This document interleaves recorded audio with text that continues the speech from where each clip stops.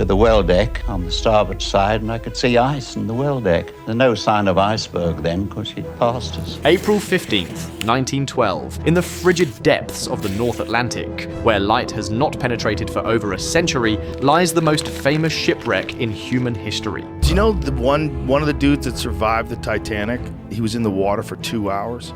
And I think he was a chef. The RMS Titanic has rested in her watery grave since that fateful night, taking with her over 1,500 lives. The bow of Titanic looms out of the darkness as our submersible rises slowly. Along with countless untold stories. For decades, we have pieced together the ship's final hours through survivor accounts and official inquiries. We thought we knew the narrative. But in 2022, an almost unimaginable discovery threatened to rewrite history. A camera, preserved in the crushing darkness of the ocean floor, potentially containing the last images ever taken aboard the doomed vessel. What secrets might they unlock about the disaster that has captivated generations?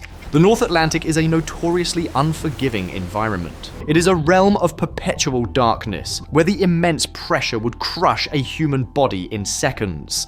Yet, it was into this hostile world that the OceanGate expedition ventured in June 2022. What began as a routine mission to document the Titanic wreckage soon became one of the most significant discoveries in maritime archaeology. The expedition team, led by oceanographer Dr. Eleanor Karras, deployed remote-operated vehicles, or ROVs, from their submersible Titan. These ROVs, equipped with high-definition cameras, could navigate into the debris field and spaces too dangerous for human exploration. It was ROV-3, piloted by technician Marcus Wells, that first spotted something unusual.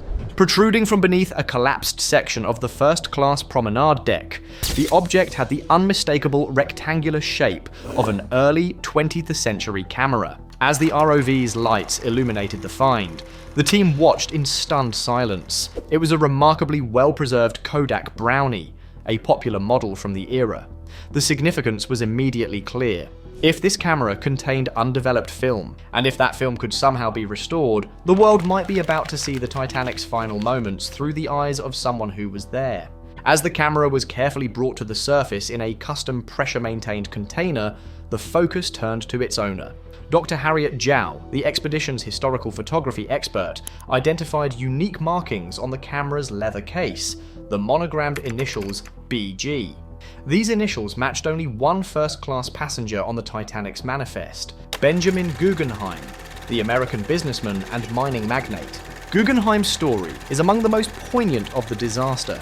He famously changed into his finest evening wear as the ship was sinking, helping women and children into lifeboats before retreating to the grand staircase with his valet. He was last seen sipping brandy, having declared he would go down like a gentleman. That his camera survived when he did not create a haunting connection to the past. The survival of photographic film after 110 years of saltwater immersion was considered impossible by many experts. The answer to how it endured lay in a remarkable confluence of factors. The camera had fallen into an area where silt quickly covered it, protecting it from corrosive salt water. The extreme cold just above freezing dramatically slowed chemical degradation. Finally, the camera itself, a pocket Brownie model, featured a surprisingly watertight design with multiple gaskets sealing the film chamber. Microbiological analysis revealed another surprise. The leather case had been treated with tannic acid, which inhibited the bacterial growth that would normally destroy such an artifact. Most astonishing was the condition of the film inside. The gelatin emulsion, which holds the image, had undergone a chemical transformation under pressure, creating a protective shell around the silver halide crystals containing the latent images. As one restoration specialist noted, it's as if the ocean itself conspired to preserve these images. Extracting those images presented an unprecedented challenge. The task fell to a team led by Dr. Maya Tanaka, who had to invent new methods. Using neutron tomography, they created a 3D map of the film roll without unwinding it. They then used a multispectral imaging system to read the minute differences in crystal density, essentially reconstructing the photographs pixel by pixel. Each frame required up to 72 hours of continuous scanning. The result was a series of ghostly images, a window into a world lost for over a century. The first recovered image was a ghostly photograph of the forward deck, taken at approximately 4:30 p.m. on April 14th, just hours before the collision. It shows passengers gathered at the bow, apparently watching ice flows. This supports accounts that passengers were aware of ice in the vicinity long before the impact. The second image, from the first-class dining saloon at around 8:15 p.m., reveals a relaxed atmosphere, with notable figures like John Jacob Astor IV enjoying dinner. It is a portrait of tranquility just before chaos erupted. Perhaps the most chilling is the fourth image, a photograph of the actual iceberg, a massive dark shape on the horizon, taken at 11:35 p.m., just 5 minutes before impact. It is the only known photograph of the object that sealed the Titanic's fate.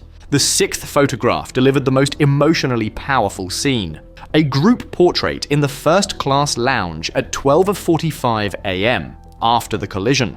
The faces show a complex mix of bemusement, concern, and barely concealed terror. We're witnessing the exact transition between denial and recognition, explained historian Dr. Margaret Chen. Among the 17 individuals identified was the camera's owner, Benjamin Guggenheim. Of those 17 people, 15 would not survive the night. Another image confirms survivor accounts of the ship's band playing on the tilting deck as lifeboats were loaded. The final photographs captured intimate human moments, a mother wrapping her child in extra clothing before placing her in a lifeboat, a final act of love amid catastrophe. The 9th and 10th photographs triggered seismic shifts in Titanic historiography. An image from 1:45 a.m. clearly shows Officer William Murdoch allowing men into Lifeboat 1, which launched half empty. This directly contradicts the long-held narrative of a strict women and children first policy on his side of the ship. The same photograph shows Bruce Ismay, chairman of the White Star Line, actively helping passengers, challenging the villainous narrative that has long defined his legacy. Another image shows Captain Smith on the bridge at 1:55 a.m., well after he was thought to have abandoned command, suggesting organized efforts continued longer than previously believed. This evidence forces a reconsideration of survivor testimonies, which were often shaped by trauma and guilt. The publication of the Titanic photographs sparked an intense global debate about the ethics of displaying disaster imagery. This tension between historical significance and respect for the dead led to the creation of the Greenwich Protocol, a framework for museums worldwide on how to handle such sensitive material responsibly. The Guggenheim photographs have catalyzed a fundamental reassessment of Titanic research. They have led to new computer models of the evacuation, which have since influenced modern cruise ship safety protocols.